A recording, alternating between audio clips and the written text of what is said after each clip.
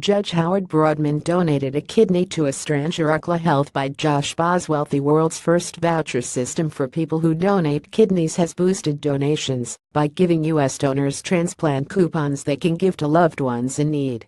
The concept was invented by a former judge in California, who became the first donor to the scheme in 2014. Howard Broadman wanted to give a kidney to his 4-year-old grandson Quinn Gerlich, whose chronic kidney disease means he is likely to need a transplant within the next decade or two. When somebody needs a new organ, they go on a transplant list, but organs are in short supply. There are currently more than 93,000 people in the U.S. waiting for a kidney, and 12 of these die waiting every day. One way to get around this is to have a friend or relative choose to donate a kidney directly to you.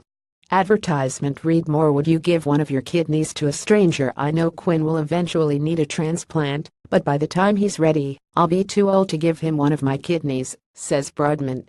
He says he first considered being altruistic and simply donating a kidney to someone else. But then I started thinking, this is bullshit, I should get something for this.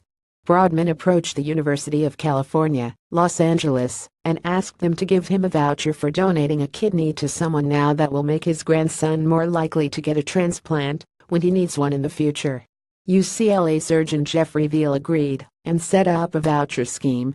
Veal and his team's analysis of the scheme, published this month, suggests it really does encourage more people to donate kidneys. Veal says wider adoption of the scheme could lead to thousands more donations. Chain of donations: a previous study found that over a third of people who require a transplant are unable to accept a kidney from a friend or relative willing to donate because of biological incompatibility. Doctors tackle this problem by matching up incompatible donors with other patients facing the same problem, creating long donation chains. Rather than giving directly to their incompatible loved ones, the relatives and friends give kidneys to each other instead, enabling everyone to find a match. Each voucher in Veal's scheme helps to get one of these chains started, sometimes enabling dozens more transplants. Broadman started a chain when he donated his kidney to Kathy DeGrandis, a retired airport manager. DeGrandis' sister previously had donated because she was incompatible, but she then donated her kidney to a stranger, and that person's family then donated to someone else. Each donor was given a voucher that can be used by a loved one. The voucher doesn't guarantee a kidney transplant, but it gives a person high priority for being included in a donation chain when an appropriate match becomes available. Working with the UCLA team, the U.S. National Kidney Registry has, so far, issued 21 kidney vouchers across 30 hospitals, each one stimulating donation chains that have led to a total of 68 new transplants.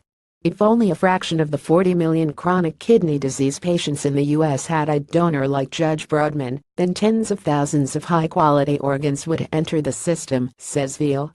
For the first time in history, we could actually start reducing the waiting list. But Joy Riley of the Tennessee Center for Bioethics and Culture says she is skeptical of a system that relies on trusting in a piece of paper with no guarantees. Though the scheme has been approved by the Medical Board of the National Kidney Registry and is now offered in 30 hospitals, Riley says she would like to see a national conversation before the scheme is rolled out further. Journal reference: Transplantation, DOIT 10.1097 TP.000000000001744. More on these topics. Health Medicine Transplants, United States.